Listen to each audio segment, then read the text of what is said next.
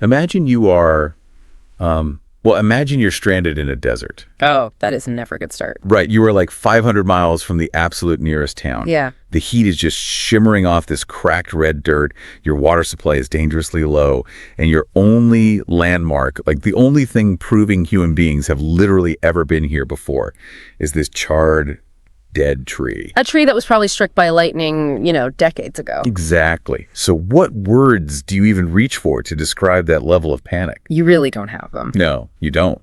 How do you articulate that kind of complete isolation? It's tough. Today on our deep dive, we are going to look at how that exact terrifying scenario didn't just, give people a temporary fright. It actually permanently rewired the English language. It really forces a complete rethinking of how we view the vocabulary we use every single day, because we tend to assume language is just this static tool, right? Like a set of fixed rules we learn in a textbook at school. A dictionary is a dictionary, right? Yeah. Right. But when you look at the source material we are diving into today, you realize language is highly, highly reactive. It really is. It's constantly mutating based on, the literal physical dirt we happen to be standing on. And that is exactly the mission for this deep dive. We are taking you on this fascinating sociolinguistic journey. I love that phrase. That's a good one, right? Yeah. We're looking at how the geography and the history of two vastly different nations, the United Kingdom and Australia, have just radically shaped their idioms. Yeah, it's wild when you put them side by side.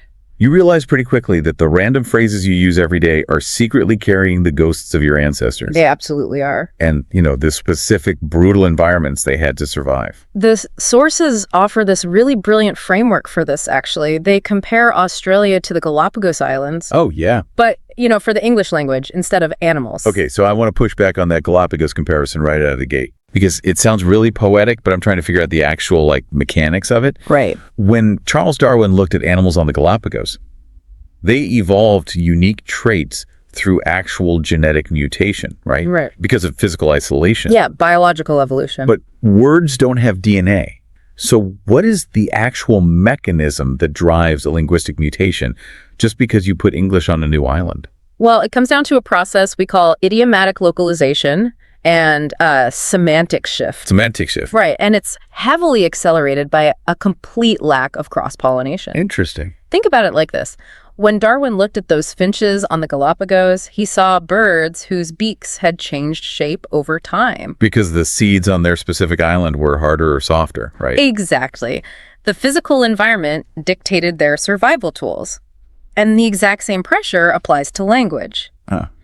200 years ago, a very specific, highly formalized brand of 19th century British English was loaded onto ships. And it was transported all the way to Australia. Once those ships departed and went back home, that language was effectively marooned. Because it's, a 6-month ocean voyage back to London? Easily, yeah. There's no internet, there's no transatlantic telegraph yet? None at all. You have this linguistic population completely, entirely cut off from its parent culture. Wow. And back in Britain, the language is still cross-pollinating, right? With French, with European trade. Oh, and the Industrial Revolution. Exactly, the dense urbanization of that era. But the English that landed in Australia was suddenly faced with an environment that standard British vocabulary was fundamentally ill-equipped to describe. Because how do you use the language of a damp, green, heavily populated little island to describe a venomous, arid, unmapped desert? You really can't. The vocabulary literally fails. Standard English just doesn't have the beak to crack that particular seed, so to speak. That is a fantastic way to put it, yes. The immediate survival needs override the formal education system. The fancy grammar rules go out the window. Pretty much. The language had to adapt to the raw reality of survival. And that resulted in a dialect that became deeply egalitarian, highly cynical, and deeply rooted in the physical landscape. While the English language back in the UK was fighting a completely different battle. Right. It wasn't fighting a desert. It was being molded by polite society, by the comforts of Victorian domestic life. And drawing rooms. Yeah, the drawing rooms, and by the really complex machinery of early modern capitalism. It creates a fascinating divergence. By studying these idioms side by side, we aren't just doing a simple vocabulary comparison. Right, it's way deeper than that. We are looking at how a landscape literally wires the psychological coping mechanisms of the people living within it. That brings us to our first real test of these two cultures. Okay. How they handle chaos. Oh, this is a good one. When a situation starts spiraling out of control, or someone is having a massive, ridiculous overreaction to a problem, it is incredibly revealing to look at the metaphors they reach for. It tells you everything about their values. So let's start with the British approach to an overreaction. The classic idiom is a storm in a teacup. You hear this used constantly to describe a totally trivial issue that has been inflated into a massive controversy. Right, like a massive public outrage over a celebrity wearing the wrong dress to an award show. Exactly. Or a minor administrative error at the office that everyone is treating like a federal crime. The British label that's a storm in a teacup. And the mechanics of that metaphor are deeply tied to the cultural values of the UK. The polite society stuff. Right. We have to look at the historical emphasis on emotional restraint. The UK, particularly from the Victorian era onward, placed a huge social premium on politeness. The famous stiff upper lip. Stiff upper lip, exactly. It's all about keeping things contained and actively avoiding public displays of excessive emotion. But the metaphor itself is what really does the psychological heavy lifting here, I think. Oh, absolutely. Because the physical imagery is so compelling. Think about the mechanics of an actual storm. Right. A storm is weather. At its absolute most violent. It is chaotic, it is fundamentally destructive, and most importantly, it is entirely outside of human control. Like, you cannot negotiate with a hurricane. You really can't. But then look at the vessel they choose to contain it in. A teacup. A tiny, fragile piece of porcelain. Yeah, sitting on a saucer in a cozy little drawing room. It is the ultimate symbol of civilized, polite British domesticity. And by taking the violence of a storm and forcing it into that very specific vessel, the culture is linguistically shrinking the problem. Oh, wow. It is an active form of social management. You are essentially domesticating the panic. It makes the person who is panicking look completely ridiculous. Exactly. You think you're summoning a tempest, but to the rest of us, you were just splashing a few drops of hot water on the nice tablecloth. Yeah. It completely strips the chaos of its power. It asserts control through understatement. The metaphor acts as this social calming mechanism. I see. It reinforces the idea that, no matter how loud the wind is howling outside, we are still indoors, we are still civilized. We're having tea. Right. And the boundaries of our society remain totally intact. But the Australian landscape does not offer the luxury of a drawing room. Definitely not. You can't just shrink a crisis down to a porcelain cup when the crisis is the entire continent itself. Which is exactly why the Australian idiom for a situation that is hopelessly out of control or frighteningly isolated pulls directly from the dirt. Okay.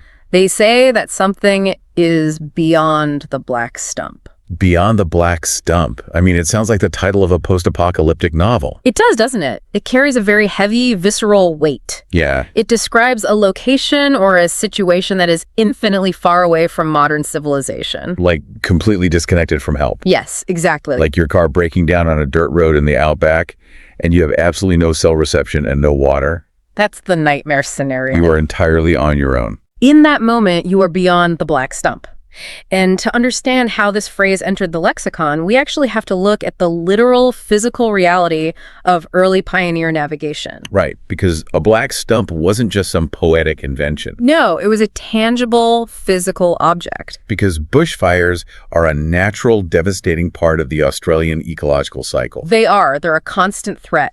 And after a massive fire sweeps through the bush, it leaves behind these giant charred remains of ancient trees. Just these black monoliths. Right. And early pioneers, drovers, and explorers, they were navigating this endless, hostile, visually repetitive terrain. Everything looked the same. Exactly. So they needed landmarks. And they would use these massive blackened stumps as crude navigational waypoints. So a specific black stump literally marked the boundary of the known mapped world. Yes. The land up to the stump was mapped and somewhat understood. The land beyond it was terrifying, unknown, and highly lethal. Okay, wait. I need to look at the underlying psychology here, because it feels like there is a massive philosophical divide between these two phrases. Oh, there is. Because the British use the teacup to maintain the illusion of control.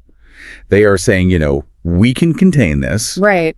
But beyond the black stump feels almost defeatist. It feels like an admission that the environment has just won. I wouldn't call it defeatist, actually. I would call it a necessary, grim acknowledgement of scale. Acknowledgement of scale. Okay. Think back to the survivalist mindset of the Galapagos analogy we talked about. When those pioneers looked past that burnt tree, they weren't seeing a manageable English garden. No. They were looking at an environment that could literally kill them of thirst in a matter of days. So the language is acting as a warning label. It acts as an anchor to reality. The British metaphor shrinks the problem to protect the ego and maintain social order, like we said. Yeah. But the Australian metaphor magnifies the problem to ensure physical survival. When you tell someone they are beyond the black stump, you are invoking this deep, deep cultural memory of isolation. You are admitting that out there, human rules no longer apply. Exactly. The landscape is in charge. It is a profound shift in how humans relate to the concept of danger. One tries to tame it with porcelain, and the other just respects it with charred wood. That spatial awareness of danger is so important. And that spatial awareness leads us right into how these cultures process the actual aftermath of a failure. Right. Because we've talked about where a crisis happens, but what about when a perfectly good plan actively falls apart right in front of you? The mechanics of failure generate some of the most descriptive idioms in the entire English language. And the British reaction to failure gives us a really fascinating piece of visual geometry. It really does. When a project collapses or an event goes disastrously wrong, a British speaker will often say the situation went pear-shaped. It is a remarkably sophisticated idiom, mostly because of what it requires the listener's brain to actually visualize. Right.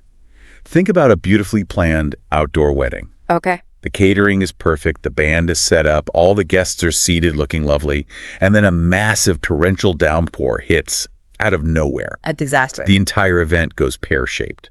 To unpack the geometry here, we have to look at how the culture conceptualizes perfection in the first place. Okay.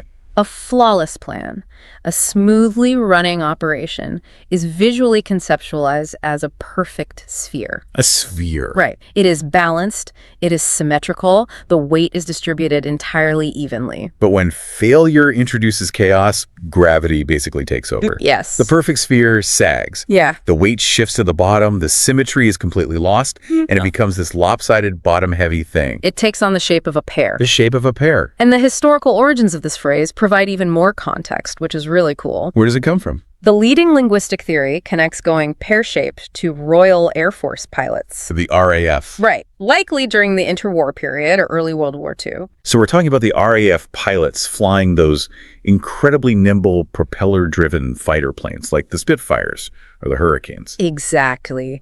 These pilots were required to execute highly complex, incredibly precise aerial maneuvers. Dogfighting stuff. Right. And one of the foundational training exercises was flying in perfect, flawless circular loops in the sky.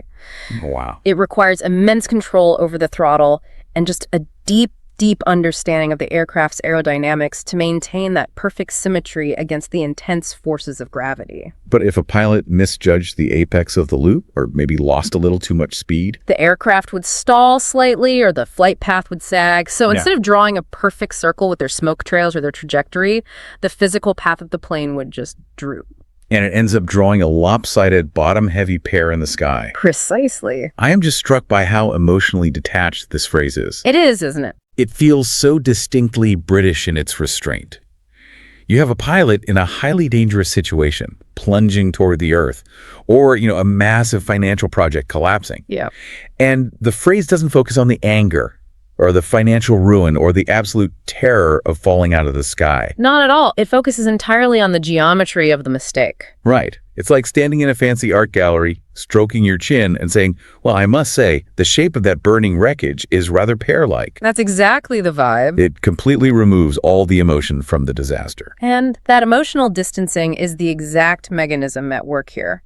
By describing the failure as simply an asymmetrical shape, the speaker is maintaining that cultural pillar of restraint we saw with the teacup earlier. Ah, tying it back to the teacup. Right. You aren't screaming about the ruined wedding. You are merely noting that the perfect sphere of your plan has, sadly, succumbed to gravity. It is an observation from a very safe psychological distance. Exactly. But once again, the Galapagos Island of Australia does not tolerate that kind of psychological distance. No, it does not. When things go pear-shaped in the Australian outback, you do not have the luxury of standing back and critiquing the geometry of the problem. Because if the water pump breaks on your cattle station, you can't just observe that the situation has lost its symmetry. Right.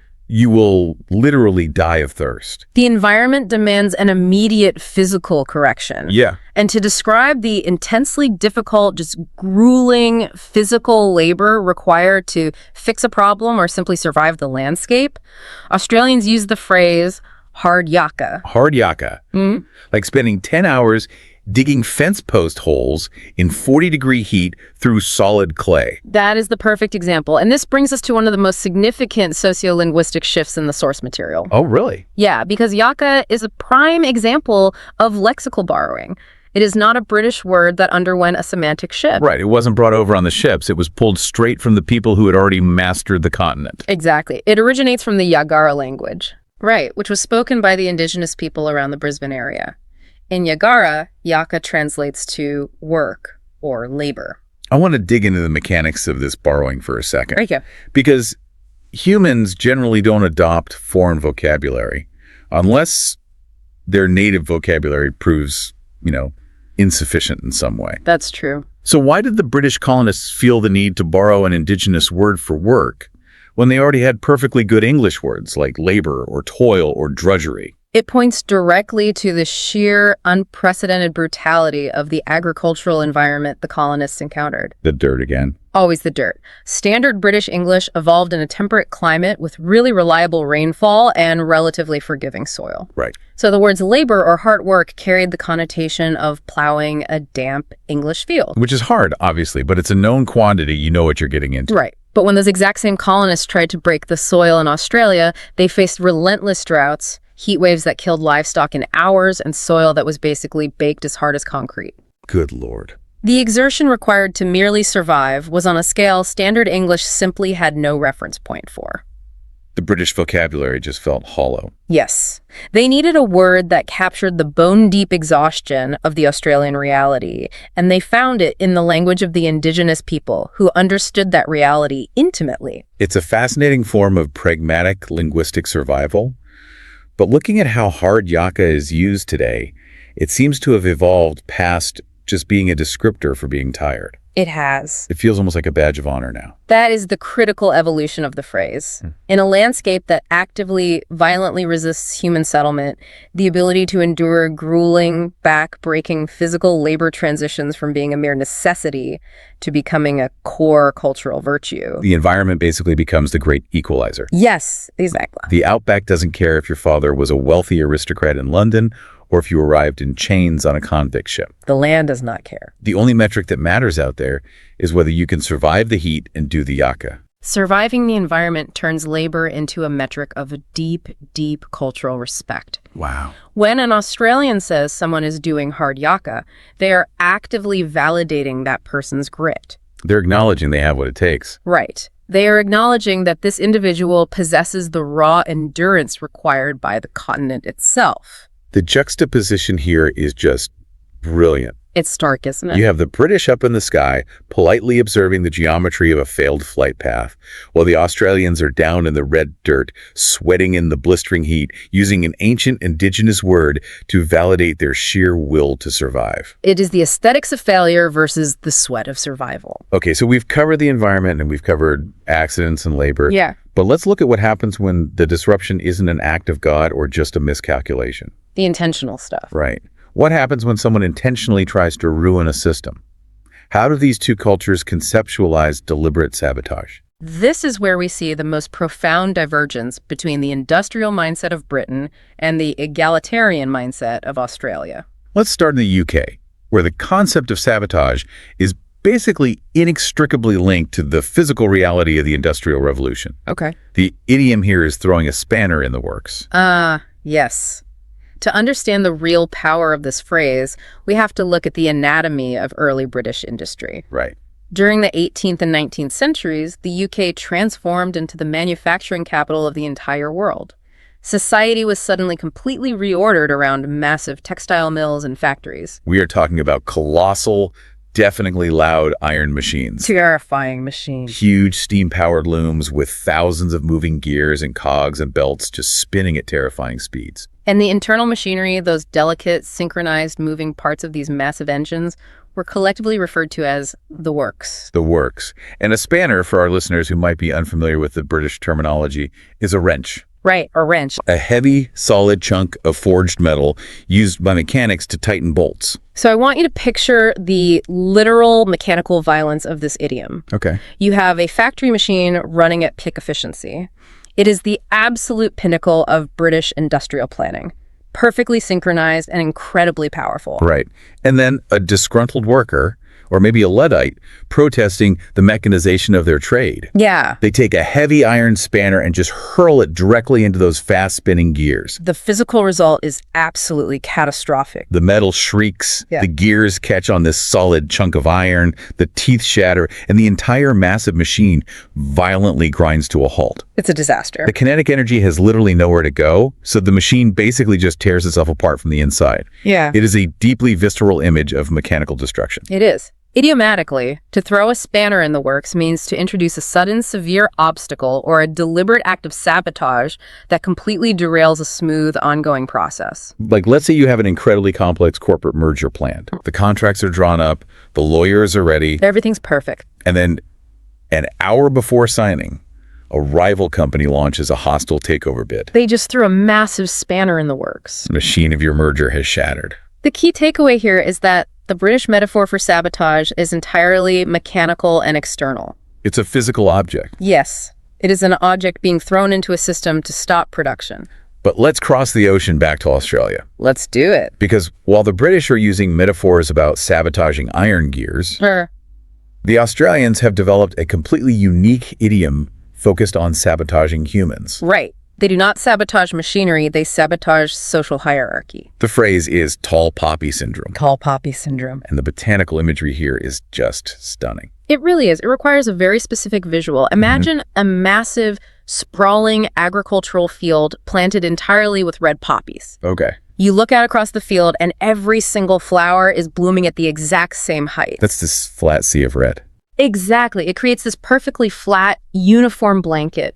It is the visual embodiment of perfect equality. But inevitably, one single poppy receives maybe a bit more water or sunlight, and it begins to grow faster than the rest. Yeah, nature happens. It shoots up, standing noticeably taller than the crowd, looking down on the other flowers. So the farmer walks out into the field with the scythe, swings the blade, and chops the head off the tall poppy, bringing it right back down to the exact height of all the others. It is a striking, aggressive metaphor for social regulation. Very aggressive. So let's unpack the sociology here.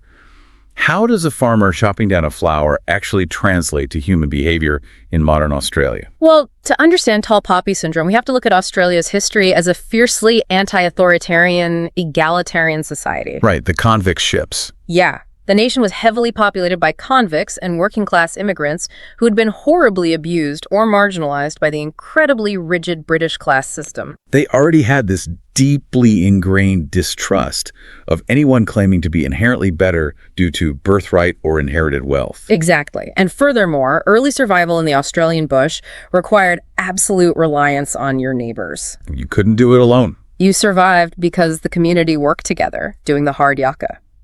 Arrogance or intense individualism could literally endanger the entire group. So tall poppy syndrome becomes a cultural immune response. Yes. It is the societal tendency to resent, criticize, aggressively mock, or even professionally sabotage individuals who achieve massive wealth, fame, or success. But with a very specific, very important caveat. What's the caveat? The culture doesn't necessarily hate success itself. Okay. It hates the perceived arrogance that often accompanies it. The scythe only comes out when the successful person begins to act as though they are fundamentally superior to the working class. Right. So if a local musician gets a multi-million-dollar record deal, the public might totally celebrate them at first. Absolutely. They love a hometown hero. But the very moment that musician comes back to their hometown, demanding VIP treatment, refusing to speak to old friends, and acting like a diva. The public turns on them with terrifying speed. Wow. The media will mock them, the public will boycott them, and their social circles will basically ice them out until their ego is cut back down to size. They became a tall poppy. And they were harvested. I have to pause here because I really struggle with the morality of this concept. It's tricky. I understand the historical root, but in practice today, isn't tall poppy syndrome just a fancy justification for envy? Some people definitely argue that. It sounds like a society actively enforcing mediocrity and punishing people just for being exceptional. You are hitting on the exact core tension of the phrase, and it is a debate that sociologists in Australia are constantly having. Really? Oh yeah, it is absolutely a double-edged sword. Well, let's look at the positive edge first. Sure. The positive aspect is that it acts as the ultimate cultural equalizer. It keeps people grounded. Exactly. It prevents the formation of toxic, deeply entrenched class divides. It demands humility from the powerful. Yeah. It is a constant, lingering social reminder that no matter how much money is in your bank account, you are no better than the barista making your morning coffee. It forces the elite to remain tethered to the reality of the collective. It prevents the gears of society from becoming too stratified. Yeah.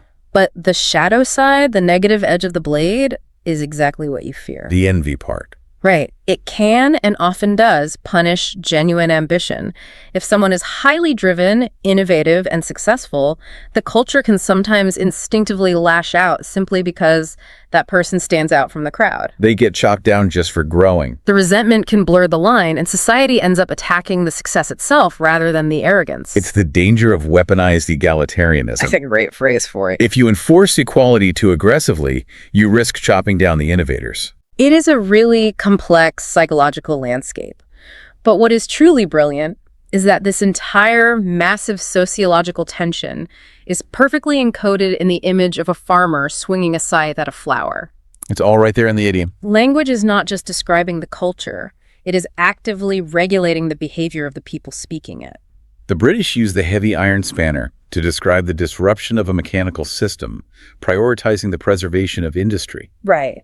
And the Australians used the poppy to describe the regulation of a human system, prioritizing the preservation of equality. It just shows how completely our environments dictate our deepest values. We have traced an incredible path today on this deep dive. We really have. We started with the concept of linguistic drift, watching standard English get marooned on a hostile continent. The Galapagos of language. Exactly. We saw how the polite restraint of Victorian Britain attempts to domesticate chaos by forcing a violent storm into a fragile porcelain teacup. While the Australian pioneers, who were navigating a truly lethal landscape, used the charred remains of a black stump to mark the terrifying boundary between the known world and absolute wilderness. We examined the emotional detachment of the Royal Air Force, politely critiquing the sagging geometry of a failed flight path as it goes pear-shaped in the sky. Which contrasted so heavily with the Australian necessity of lexical borrowing, adopting the indigenous word yaka to validate the brutal, bone-deep sweat required to simply survive the agricultural reality of the outback. And finally, we witnessed the violence of industrial sabotage, shattering the spinning works of a British machine with an iron spanner. Yeah. Standing in stark contrast to the social side of tall poppy syndrome, cutting down arrogance to maintain the egalitarian survival of the group. The underlying takeaway here is just profound. It really is. Because when you study these idioms, you are doing far more than just memorizing vocabulary for a language proficiency test. You're not just reading a dictionary. No, you are decoding the historical and psychological blueprints of entire nations. Every single time you use one of these phrases, you are unknowingly breathing life into the specific environmental and historical pressures that forced those words into existence in the first place. You are literally speaking the geography of your ancestors. So, to leave you with a final thought to chew on today, Okay. I want you to step away from the UK and Australia for a minute, and I want you to look at your own life. Look around you. Wherever you are right now. If you are walking through a dense vertical metropolis, if you are driving through sprawling farmland, or if you are just looking out at a rocky coastline, Take a hard look at the physical environment surrounding you. consider the geography that dictates your daily routine. And then, the next time you're having a casual conversation with your friends, listen closely to the specific hyper-local slang and idioms you use without even thinking about it. What hidden historical scars are secretly embedded in your own vocabulary? What ancient local industries, what forgotten survival mechanisms, or what specific weather patterns are you echoing every time you open your mouth? Because I guarantee you the words you use every single day are tiny time capsules, just waiting for you to crack them open and see the history inside. So, I want you to think about the last time you used a really common idiom. Right. Like maybe you were describing a completely frustrating meeting to a coworker, Yeah. or complaining about a friend who just completely lost their temper over something super trivial. Yeah, or maybe lamenting a movie that absolutely just did not live up to the marketing hype, you know? Exactly. And when you string those casual words together, what are you actually doing? I mean, are you just utilizing a set of like standardized sounds to get a point across in the present moment? Well, most people would say yes. Right. But and this is a thought experiment I really want you to sit with today. Are you actually unwittingly echoing the ghosts of 17th century wars and like 19th century prison escapes and the soot-stained grime of the Industrial Revolution? It's a genuinely profound way to look at how we communicate, I think, because we spend our days treating language like a simple utility. Like a tool. Exactly, like a hammer or a wrench that we just pick up, use, and put back down. But beneath the surface, everyday vocabulary is this active historical archive. Every single time we speak, we are walking through the architectural ruins of the people who came before us. It's literally a fossil record of human experience, and it's just hiding in plain sight. It really is. I mean, you open your mouth to complain about a missed deadline or, I don't know, your terrible Wi-Fi connection, and suddenly you are invoking the literal survival tactics of people who lived hundreds of years ago in completely different worlds. Yeah, and that brings us to the core mission of our deep dive today. Yes, let's get into it. So we are taking this fascinating stack of linguistic research and historical documentation to explore what researchers sometimes refer to as a linguistic Galapagos. Love that term. Right. And specifically, we are looking at the incredible divergence between British English and Australian English. The Galapagos metaphor is just wonderfully apt here. Oh, for sure. Because just as Charles Darwin looked at finches that shared a common ancestor, but developed, entirely different beaks to survive on different islands, linguists look at these two cultures. Right. They shared the exact same foundational dictionary. Exactly. The same root language. Yeah. And yet they have evolved completely distinct mechanisms for navigating life. Well, and while the immediate environment naturally plays a role in that divergence, the documentation we are looking at today makes a really powerful distinction between geography and history. Right, because geography gives us the surface level stuff. Yeah. Like if you live in the United Kingdom where the weather is this constant, mild, but like persistently damp presence, the environment naturally shapes your metaphors. Absolutely. You end up with these polite, contained idioms, like describing a minor fuss as a storm in a teacup. Yes. It's domestic. It's totally manageable. Exactly. And then you contrast that with Australia, where the landscape is famously unforgiving. It's vast. It's physically demanding. Yeah. And there you get phrases like hard yakka to describe intense, blistering manual labor. So the environment undeniably dictates the immediate vocabulary. Geography sets the stage, certainly. It provides the nouns and, the weather-based adjectives.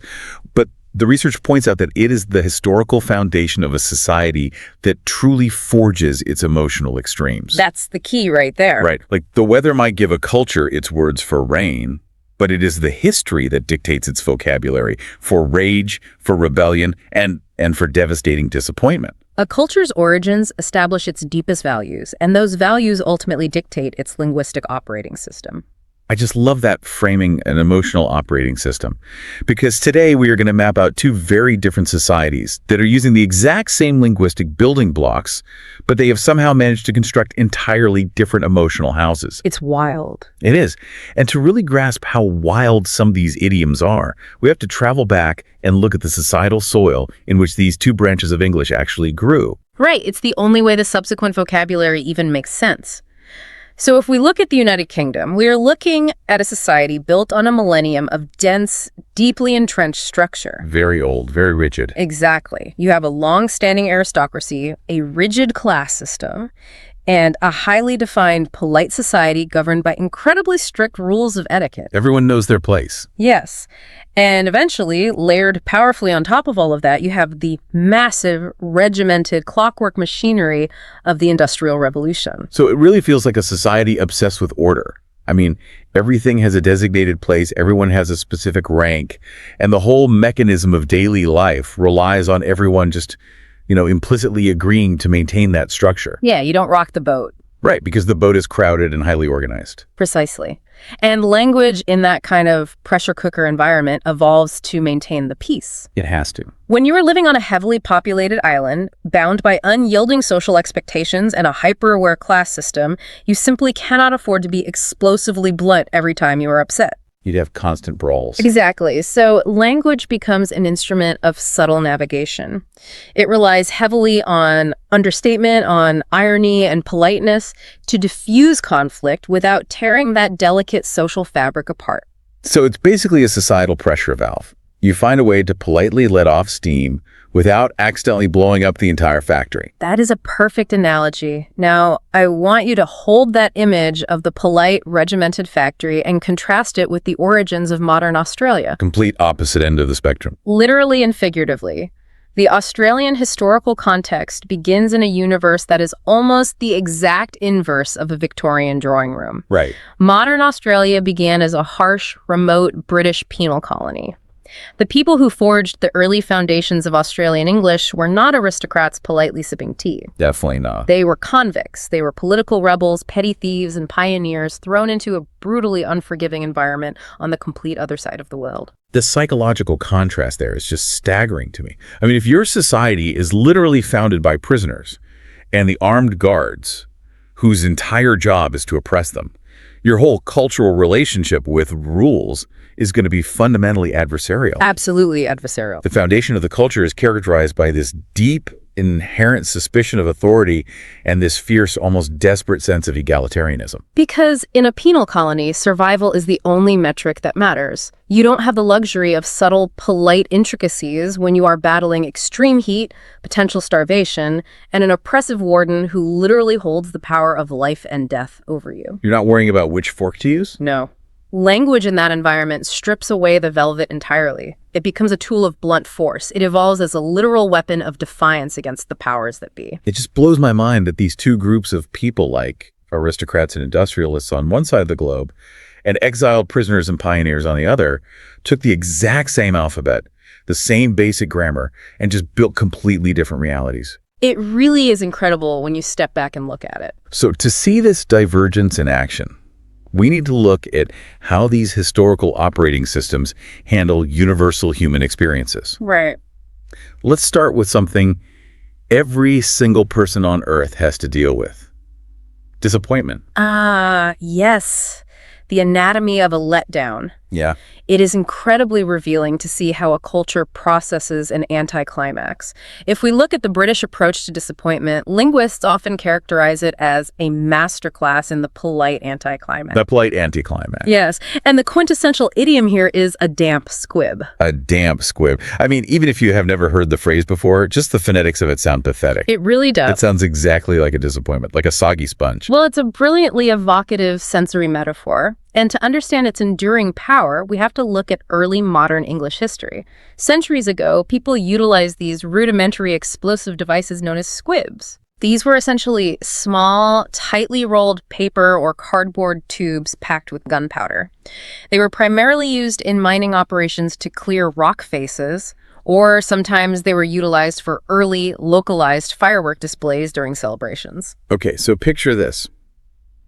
You have these little cardboard tubes filled with black powder, and you're trying to use them in a country where, historically speaking, the ground is basically damp mud for a significant portion of the year. Exactly. The weather is famously wet, the air is humid, and the soil is soggy. The physics of the situation are entirely working against you. Because of that persistent dampness, the gunpowder inside the paper casing would frequently absorb moisture. Ruining the whole thing. Right. So imagine you are a miner trying to clear a vital shaft, or perhaps you're part of a village crowd gathered to watch a spectacular bonfire and firework display. Okay, I'm picturing it. There is this massive buildup of anticipation. The tension rises, the fuse is lit, everyone holds their breath and braces for this massive, earth-shaking, triumphant explosion. And instead of this triumphant bang, Yeah. you get a fizzle. You get this sad, pathetic little sputtering noise, maybe a tiny hiss of smoke, and then just nothing. The explosive potential was there, the anticipation was there, but the dampness completely neutralized the payoff. And that specific physical experience of neutralized anticipation evolved into an incredibly versatile idiom. Today, if you describe an event as a damp squib, you are talking about a situation like a highly anticipated product launch or any cultural moment that was built up to be incredibly exciting or successful. Right. But ultimately, it turned out to be completely and utterly underwhelming. I instantly think of major pop culture events with this one. Think about a massively hyped superhero movie. Oh, a perfect example. Right. The studio spends like $200 million making it and another $100 million on global marketing. The trailers have been playing before every other movie for a solid year.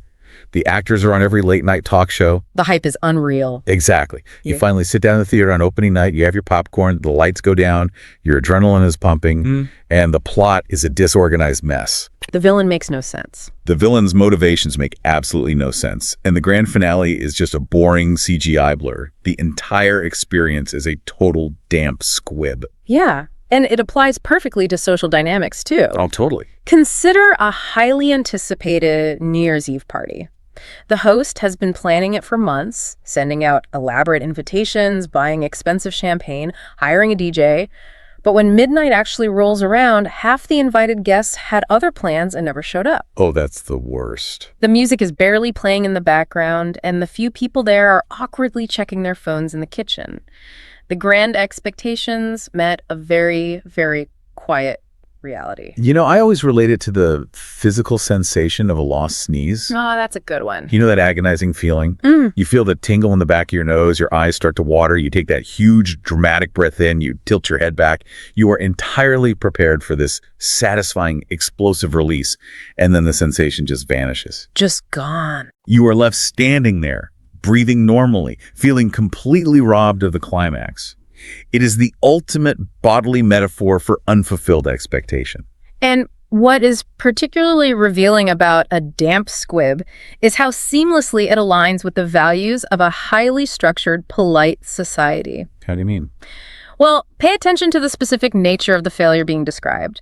A damp squib isn't a catastrophe. It isn't a loud, destructive explosion that goes awry and injures someone. It doesn't break any windows? Exactly. It doesn't cause a scene or disrupt the neighborhood. It is a quiet, self-contained fizzle. It fails gracefully. Yes. It doesn't break any of the social rules. Yeah. It just quietly fails to deliver on its promise. It perfectly encapsulates the British cultural tendency toward emotional restraint.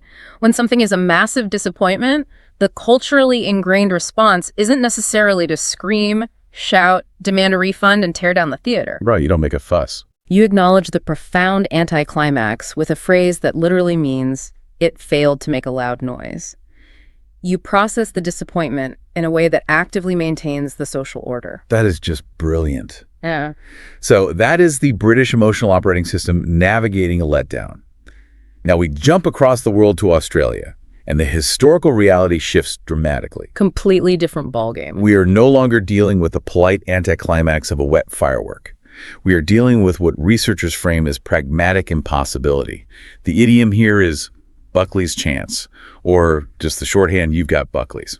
This represents one of the most remarkable linguistic origin stories in modern English, honestly. It pulls us entirely away from the quiet fizzle of a social disappointment and thrusts us into the realm of raw, existential survival. Yeah, the story behind this is basically a survival thriller waiting for a film adaptation. Truly. It originates from the true, deeply harrowing story of a man named William Buckley in the year 1803. And we have to really remember the context of 1803 Australia. It was bleak. This wasn't a developing nation. This was a brutal, rudimentary British penal colony. To exist as a convict in Australia at the dawn of the 19th century was to live in a state of constant grinding misery. The discipline imposed by the colonial authorities was draconian. And the labor. The daily labor was backbreaking. They were carving a settlement out of stone and dense vegetation, and the environment itself was entirely hostile to European biology and agricultural understanding. So William Buckley, enduring this living nightmare, makes a desperate decision. He decides to run. Yeah. Now, escaping a modern prison is a logistical challenge. Escaping an Australian penal colony in 1803 meant fleeing on foot into completely uncharted, deadly bushland. Without any supplies. Right. He is walking into an alien landscape with no infrastructure, no known water sources, unfamiliar venomous wildlife, extreme blistering heat, and absolutely no map of where he is going. For the British guards, and frankly for the other convicts who watched him go, an escape into the deep bush was viewed as an elaborate, protracted form of suicide. A death sentence. Literally. The mathematical probability of a European man surviving alone out there was effectively zero. The authorities didn't even bother mounting a massive manhunt. Everyone, from the lowest convict to the highest officer, simply assumed that William Buckley had died a horrible, agonizing death within days of his escape. But he didn't. No, he didn't. And this is where the historical record gets completely unbelievable. Miraculously, Buckley defied the absolute certainty of his own death. He was eventually found near starvation and was taken in by the local indigenous people, the Walloon tribe. Yeah. And he didn't just survive with them for a few weeks until he could find his way back to the colony. He assimilated. He lived with them in the wild, completely cut off from European civilization for 32 years. Over 3 decades. An entire lifetime lived in a landscape that was supposed to kill him in a week. It is an absolute staggering statistical miracle. I cannot even fathom the resilience required for that. And that profound statistical miracle birthed the idiom. Today, if an Australian tells you that you have Buckley's chance, they are telling you that you are facing a situation that is utterly hopeless. Right. It describes an event where success is not just highly unlikely, but practically and mathematically impossible. The modern applications of this are endless. Imagine you are staring down a C2 Cambridge English exam like the absolute highest level of linguistic proficiency testing. Okay. And you haven't opened a single book. You haven't studied the grammar. You don't know the advanced vocabulary. You haven't taken a practice test. If you walk into that exam room, you have Buckley's chance of passing. Or place it in a high-stakes corporate environment. You are the founder of a startup. You have burned through all your capital. You've missed payroll. And you have one final desperate meeting with a venture capital firm. The do or die meeting. Exactly. If you do not secure that final massive investment in the room, you've got Buckley's chance of keeping the business open. The doors will be permanently locked on Monday morning. Okay, here's where I really have to pause and poke at the logic of this, because there is a massive, fascinating contradiction sitting right in the center of this idiom. Yes, there is. William Buckley's story is the ultimate narrative of human endurance and miraculous survival. He literally beat the unbeatable odds. He achieved the impossible. So how on earth did a story about a man who survived morph into an idiom that means absolute mathematical impossibility? It's a great question. Right. Historical records show that the full, unshortened version of the phrase is sometimes spoken as, you have 2 chances, Buckley's and none. That literally equates Buckley to 0. How does a living, breathing miracle become a synonym for 0 odds? It is a brilliant contradiction to isolate, because unlocking that contradiction reveals the very core of the Australian historical psyche. To understand why a survivor became a symbol of doom, we have to look at the psychological weight of the environment. The Australian bushland was so overwhelmingly vast, so indifferent to human suffering, and so completely lethal to those early colonists, that a single man's miraculous survival did not alter the psychological math of the colony. So it was the ultimate exception that proved the horrific rule. Exactly. Buckley's survival was so statistically absurd, such a bizarre, unrepeatable outlier of human history, that his name couldn't become a beacon of hope. Hope implies it could happen again. Right. Hope requires a replicable path. His survival was so random that his name instead became synonymous with the 0 odds he somehow accidentally managed to beat. It is like someone getting struck by lightning while simultaneously holding a winning lottery ticket. Yes. If your friend says they're having money troubles, you wouldn't tell them, oh, just buy a ticket and stand in a thunderstorm, you've got a lightning lottery chance. You would use that specific scenario to illustrate how completely absurd and impossible their plan is. And that reflects a very specific kind of dark, pragmatic humor that is central to the Australian cultural identity. When you are forging a new society in an environment that constantly threatens to wipe you out, whether through drought, fire, or isolation, you simply do not have the luxury of naive, sunny optimism. You can't just hope for the best. No. You confront the harsh reality of your environment by ironically turning the one localized miracle you have into a pessimistic baseline. It is a coping mechanism. It is a way of looking at impossible odds, shrugging your shoulders, and acknowledging the brutal reality of the world with a wry, fatalistic smile. The contrast is just so raw. The British encounter a damp firework and politely sigh about the lack of a bang. The Australians look at 32 years of unimaginable wilderness survival and say, yeah, mate, you're still probably going to die. It perfectly highlights the difference between navigating a social disappointment within a rigid hierarchy and navigating a physical impossibility on the edge of the known world. It really does. And the way a culture views impossible odds directly informs our next area of exploration. If history dictates how we process failure, we have to examine how it dictates our view of effort, labor, and authority in the daily grind. Absolutely, because nothing tests the structural integrity of a culture's emotional extremes quite like the day-to-day reality of the workplace. Right. We are moving from how these societies confront failure to how they confront work itself. Let's start again with the British perspective, exploring a concept that researchers call the ultimate redundancy. And the phrase here is carrying coals to Newcastle. To grasp the weight of this idiom, we have to transport ourselves mentally to the absolute zenith of the British Empire, right into the churning heart of the Industrial Revolution. Okay, setting the scene. This was an era entirely defined by mass production, relentless efficiency, and monumental, unprecedented feats of engineering. The era of steam engines, iron bridges, massive textile mills, and skies just thick with smoke. And the lifeblood, the essential fuel for that entire global mechanized engine, was coal. In the north of England lies the city of Newcastle. Right. During the 18th and 19th centuries, Newcastle was not just a city. It was the absolute, undisputed epicenter of the global coal mining industry. The sheer scale of the operation is almost hard to comprehend for a modern mind. It was massive. The city was surrounded by deep collieries. They were excavating, processing, and exporting millions upon millions of tons of coal via vast fleets of ships on the River Tyne. The city was built on coal, covered in coal dust, and economically defined by coal. So keeping that staggering industrial scale in mind, imagine you're an independent merchant from a village down south. You decide to load up a small horse-drawn cart with a few hundred pounds of coal. Okay. You spend weeks traveling across the country, expending immense amounts of money, physical energy, and time to finally arrive at the bustling docks of Newcastle with the intention of selling your little cartload of coal. It is the absolute height of commercial absurdity. The city is literally overflowing with it. The ground beneath their feet is made of it. They could not possibly have less need for your small cart of coal. Which perfectly encapsulates what the idiom means today.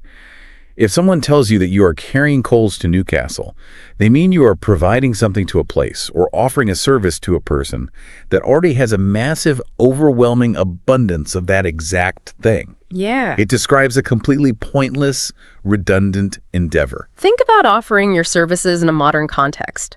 Imagine walking into the kitchen of a 3-Michelin-star restaurant and trying to teach the head chef, someone who has dedicated 3 decades of their life to mastering the culinary arts, how to correctly hold a knife and dice an onion. They'd throw you out. Exactly. Your basic, rudimentary instruction is entirely redundant. You are carrying coals to Newcastle. Or a tech bro trying to explain basic coding to the lead software engineer at a major tech firm. Or, more simply, trying to sell ice to people living in Antarctica. I love this phrase because it functions as the ultimate 19th century supply chain joke. It is the industrial era's equivalent of bringing sand to the beach. But it highlights something much deeper about the culture than just a silly logistical error. It highlights a fundamental, unforgivable waste of energy. And that is where the historical analysis provides the real insight. Why did this specific logistical joke become so deeply embedded in the national vocabulary? Right, why coal? It perfectly reflects the psychological mindset of the Industrial Revolution. In a Victorian society that is entirely built on maximizing industrial output, optimizing commerce, streamlining trade routes, and wringing every ounce of productivity out of the day, what is the greatest possible societal sin? Waste. It is waste. Pointless, unoptimized effort. Precisely. In that deeply British historical context, a pointless endeavor or the redundant transport of physical goods isn't just a minor laughable mistake. It is viewed as a fundamental failure of logic. It's almost offensive. It goes against everything the culture is striving to achieve. It offends the very engine of their society. It is almost a moral failing to be that inefficient. Yes. Okay, so in the historical UK context, the great workplace sin is redundancy and wasted labor. Now, let's contrast that with the Australian view of the workplace. Because while the British have an idiom deeply criticizing pointless work, the Australians have a legendary, celebrated idiom about avoiding work entirely. They do. We are looking at the concept of the rebellious escape, and the phrase is chucking a sickie. This represents a fascinating linguistic and moral pivot. Let's break down the slang itself first. In both Australian and British casual English, the verb chuck is used to mean throw. Right. And a sickie is simply colloquial shorthand for a sick day. So literally you are throwing a sick day into your weekly schedule. But there is a crucial advanced nuance here that linguistic researchers are very explicit about. You absolutely cannot chuck a sickie if you are genuinely ill. No, you can't. If you wake up on a Wednesday with a 102-degree fever, a terrible flu, and you call your manager from bed in between coughing fits, you are not chucking a sickie. You are simply taking a legitimate, medically necessary sick day. The absolute defining characteristic of chucking a sickie is deception. It means intentionally, deliberately, and strategically faking a minor illness to skip a day of work, specifically to use that time for leisure and personal enjoyment. It is the classic, slightly raspy fake cough over the phone. Yeah. You call your boss early in the morning and say, "Oh, mate, I'm feeling terrible today, a bit of a stomach bug. I can't possibly come in." We've all done the voice. Right, and the absolute second you hang up the phone, you are completely fine throwing your surfboard into the back of your car. It describes scenarios like skipping a Friday at the office because the weather is unexpectedly perfect and the surf conditions are ideal. Or perhaps there is a high-stakes international cricket match happening that falls on a Tuesday afternoon. Or maybe you simply wake up, look at the rain, and decide you would rather sleep in, have a slow breakfast, and go golfing instead of staring at quarterly spreadsheets for 8 hours.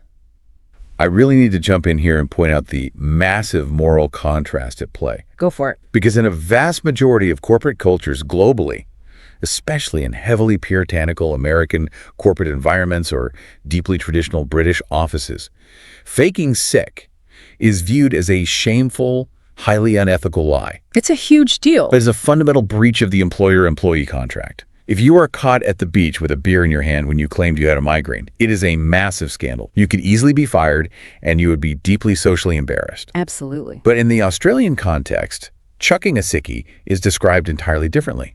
It is framed as a cheeky, almost celebrated act of reclaiming your free time from the corporate machine. It sounds like they view it as a victory.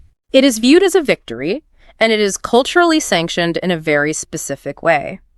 This ties directly and explicitly back to the anti-authoritarian roots we discussed in the introduction. The convict history. Exactly.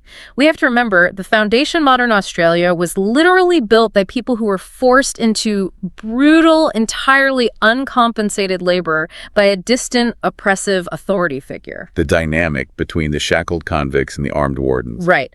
When your foundational cultural narrative is built on the trauma, the resentment, and the exhaustion of forced labor, your cultural relationship with the concept of the boss or the company is forever fundamentally altered. You don't owe them anything. Taking an unauthorized day off isn't viewed as a deep moral sin against the benevolent company. It is viewed almost as a fundamental cultural right. It is a small way of balancing the cosmic scale. It is the direct psychological legacy of the convict and the rebel mindset. Deceiving the authority figure just enough to reclaim a tiny piece of your own time and bodily autonomy is viewed as a minor, celebrated act of defiance. That makes so much sense. It is a way for the worker to signal, "You do not own me completely.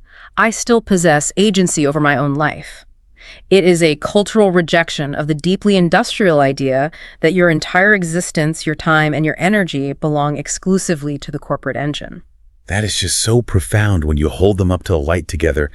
The British idiom carrying coals to Newcastle is driven by the horror of doing work that isn't maximally efficient for the system. Yes. The Australian idiom chucking a sickie is driven by the joy of successfully stealing your life back from the system. Same language, totally different emotional operating systems regarding human labor. And the stark differences between those operating systems become even more intensely apparent when we raise the stakes. We have seen quiet rebellion in the workplace, and we have seen how they manage the quiet tragedy of disappointment. Right. But what happens when the social contract completely irrevocably breaks down? Oh, this is the most intense, fascinating part of the historical research. It truly is. We must examine how these two distinct historical frameworks process betrayal. How do they weaponize raw anger and navigate severe interpersonal conflict? We are entering the territory of emotional extremes, looking at the actual architecture of anger. And the two idioms we are about to discuss are so radically different in their execution, they honestly feel like they belong to different species of human behavior, not just different dialects of English. They really do. Let's begin with the British approach to extreme anger. which is characterized by a freezing, impenetrable silence. The phrase is, to send someone to Coventry. Of all the linguistic artifacts we are exploring today, this specific phrase has arguably the most chilling, psychologically devastating historical origin. If you don't know the history, it sounds like a polite, slightly boring vacation. Oh yes, Charles misbehaved, so we sent him off to Coventry for a long weekend in the countryside. Right, it sounds idyllic. But the reality is absolutely terrifying. To understand the terror inherent in this phrase, we have to travel back to the 1640s, right into the chaotic, bloody heart of the English Civil War. Okay, setting the scene again. This was not a distant, abstract conflict fought on foreign soil. It was an incredibly bitter, divisive, and localized war that tore the country apart from the inside. It literally pitted neighbors against neighbors, brothers against brothers, splitting the nation into royalists supporting the king and parliamentarians supporting a republic. The paranoia must have been suffocating. You wouldn't know if the merchant you bought bread from was secretly plotting to have you killed for supporting the wrong side. In that atmosphere of intense, localized hatred, you inevitably have captured soldiers, prisoners of war. During this period, a large contingent of captured royalist soldiers were transported and held in a prison located in the very real, physical city of Coventry in central England. Now, Coventry was a fiercely parliamentarian stronghold. The local citizens of the town deeply, fundamentally, on a soul-deep level, hated these specific royalist prisoners. With a passion. But because they were mostly civilians, and there were still some rules of war, they couldn't just execute them in the streets, and they couldn't physically torture them without facing repercussions. So the citizens resorted to a highly organized, devastating form of psychological warfare. They established a strict, unspoken, community-wide rule regarding these prisoners. The rule was absolute, unyielding, zero contact. Zero. The historical documentation states that nobody in the entire town was allowed to speak to them, look at them, or acknowledge their physical existence in any way whatsoever. It's complete erasure. If a paroled prisoner walked down the cobblestone street, the citizens would look right through him as if staring at an empty space. If a prisoner walked into a local tavern to buy a drink, the entire room would fall dead silent. The patrons would physically turn their backs, and the barkeep would refuse to pour a drink or take their money. They were treated entirely, completely like ghosts. They were systematically erased from the social fabric of the city while still physically standing in it. And that incredibly dark piece of 1640s psychological warfare survived the centuries, evolving into a modern idiom for extreme social punishment. It's still used today. Yes, today, if a modern workplace or a tight-knit social group sends someone to Coventry, it means the collective group has decided to entirely isolate, ignore, and ostracize an individual as punishment for deeply unacceptable behavior. Think about this in a modern corporate setting. Imagine a highly competitive environment where a senior manager deliberately, maliciously steals the credit for a massive multi-million-dollar project that his junior team worked nights and weekends on for 6 months. A classic villain move. Right. He presents the work as his own, he gets the massive end-of-year bonus, he gets the promotion to vice president, and the junior team gets absolutely nothing. The junior team cannot necessarily fire him because he is structurally above them in the corporate hierarchy. They can't physically attack him. Obviously. But they can collectively decide to send him to Coventry. Exactly. For the next 3 months, nobody speaks a single, non-essential, non-work-related word to him. When he enters the break room with his coffee, the casual chatter instantly stops and people slowly walk out. Ice cold. When he tries to make a joke before a meeting, he is met with absolute stony silence. When he asks a casual question about someone's weekend, he is met with a blank stare or a cold, one-word, monotone reply. Or apply it to a social circle. Imagine a longtime colleague maliciously leaking highly confidential, deeply personal secrets that end a friend's marriage. Oh, wow. The legal system might not be involved, but the social system deals with the profound betrayal by enacting total social exile. I always think of this as a real-life, physical shadow ban. That is a perfect modern equivalent. You know, when you are on a social media platform and the algorithm decides you have broken a rule so it secretly hides all your posts, you are still typing, you are still shouting into the void, but nobody's interacting with you. You have been digitally deleted. Right. Sending someone to Coventry is executing a shadow ban in real physical life. It sounds incredibly polite. Nobody's throwing punches, nobody is shouting obscenities in the street, but it is an absolutely brutal, agonizing, psychological punishment. And when we connect this back to the analysis of the British psyche, the logic of the idiom becomes perfectly clear. How so? Well, British culture is globally renowned for its deeply ingrained polite restraint. Historically, as a culture, they rarely scream or throw dramatic fits in public spaces.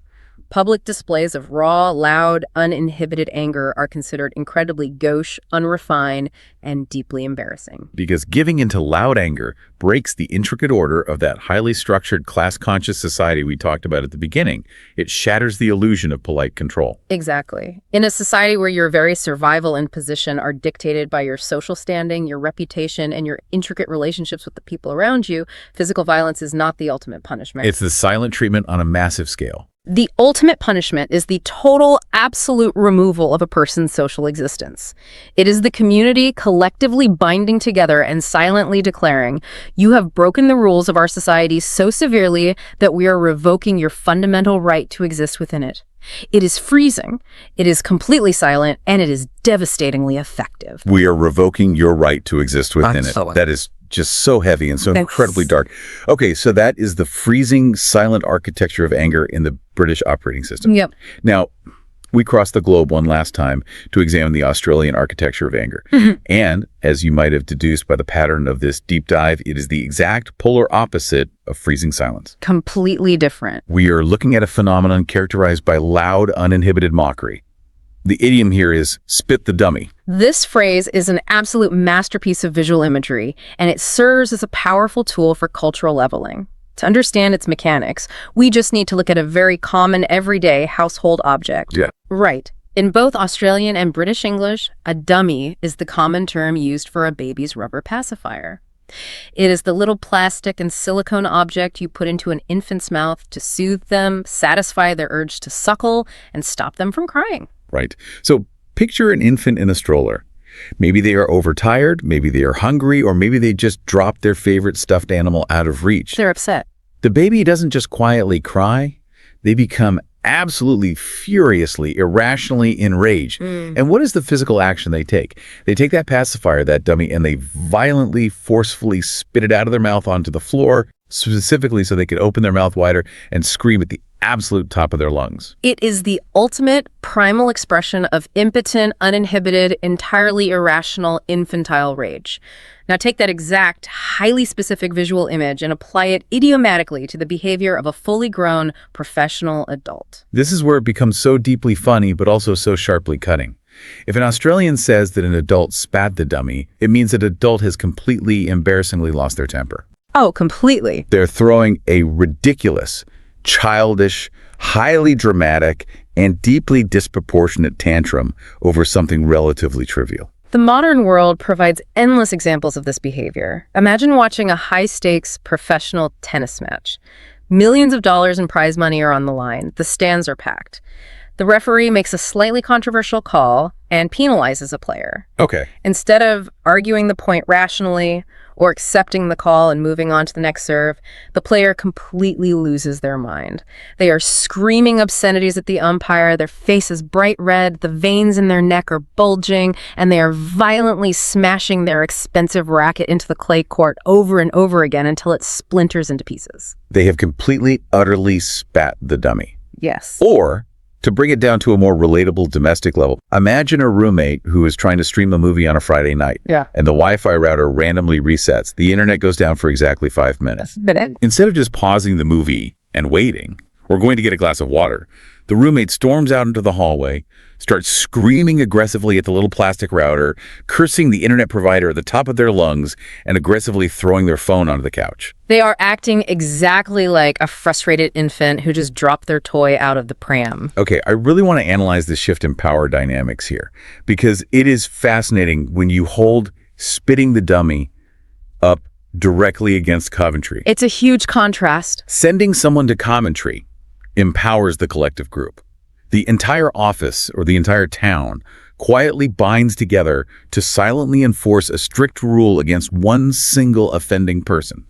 The immense power is held in the collective, organized silence. But spitting the dummy achieves the exact opposite effect. It violently, instantly disempowers the angry individual. How would you describe that mechanism of disempowerment? Well, think about the goal of a tantrum.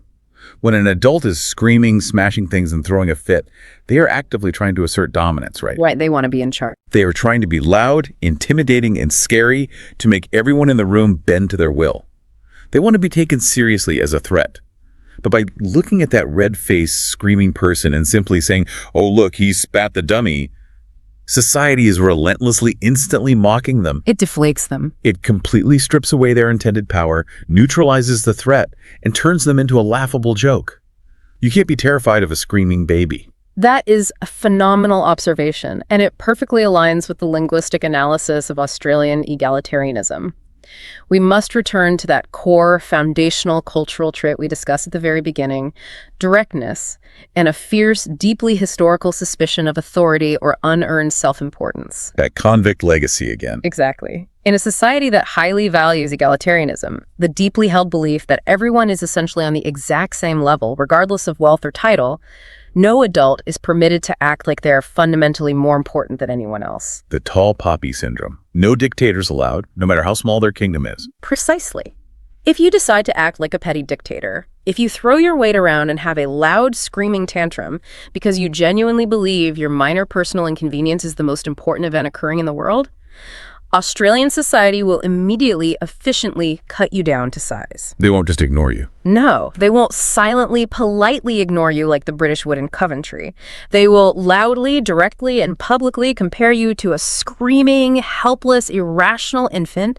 It is deeply, wonderfully mocking, and it is fundamentally, inherently democratic. It forces the self-important person right back down to the level of everyone else in the room. It is the ultimate, instantly deflating reality check. You aren't a terrifying, powerful boss demanding respect. You are literally just a baby who dropped his pacifier. Exactly. It completely punctures the balloon of their anger. It truly does. And when we take a step back and look at these two idioms side by side, the freezing, silent ostracization of Coventry and the loud, democratic mockery of spitting the dummy, we can see the entire vast spectrum of how historical experience shapes human conflict. Which brings us to the grand synthesis of this entire linguistic journey. It is honestly almost dizzying to look back at the incredible ground we have covered today. He's covered a lot. We started this deep dive by asking a simple question. Are you echoing history when you speak? And the answer is an undeniable, resounding yes. We have traveled through some incredibly vivid, often brutal historical landscapes today. We examined the quiet, polite fizzle of a damp squib, reflecting a highly structured society that values emotional restraint and order, even in the face of deep disappointment. Right. We felt the icy, terrifying, silent punishment of being sent to Coventry, a literal ghost story from the violent 1640s that is still used to maintain modern social conformity. And then we crossed the globe to explore a totally different reality. We looked at the absolute statistical miracle of William Buckley surviving 32 years in the deadly alien bushland, an event so rare it birthed a dark, deeply pragmatic idiom for absolute mathematical impossibility. A miracle that means zero chance. Yes. We saw how a legacy of forced labor birthed the celebrated rebellion of chucking a sickie, and we ended with the loud, mocking, fiercely democratic tantrum of a grown adult spitting the dummy. It absolutely proves the central thesis of the linguistic research we explored today. If you truly want to be culturally fluent, you must realize that a language is not just a sterile, alphabetical list of vocabulary words printed in a dictionary. It's alive. It is deeply embedded, living history breathing inside every single sentence we speak. The geography of a place might shape the weather and the landscape, but it is the history that shapes the actual soul of the language. It fundamentally changes how you will hear everyday conversations from now on, doesn't it? But before we completely wrap up this deep dive, I want to leave you with one final, lingering, provocative thought to explore on your own. Oh, this is a good one. Everything we talked about today was focused backward. We looked at how the historical eras of the past, the paranoia of the 1640s English Civil War, the brutal, fatalistic reality of the 1800s penal colonies, the massive, smog-choked engines of the Industrial Revolution, how all of those past events forged the casual idioms we use today. The traumas and triumphs of the past shaping the vocabulary of the present. Right. But history didn't just stop happening when they invented the internet. We are living through history right now, every single day. So I want you to ask yourself this.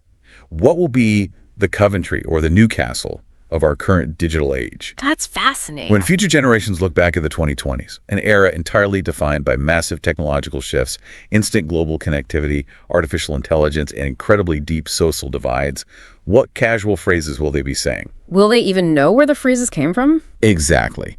Will the common idioms of the year 2100 be based on catastrophic internet outages? Will they describe a lucky, unexpected career break as catching the algorithm? Will the ultimate, most devastating social punishment be permanently encoded into our future dictionaries simply as being canceled? It is a profoundly fascinating question to ponder.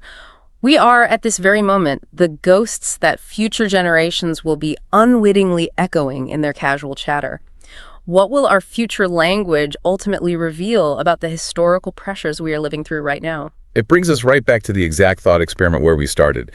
The next time you use a casual phrase to complain about your day, take a second to remember, you might just be leaving a linguistic fossil for someone to dig up and analyze 100 years from now. Thanks for taking this deep dive with us today. Keep listening, keep questioning the world around you, and we will catch you on the next one.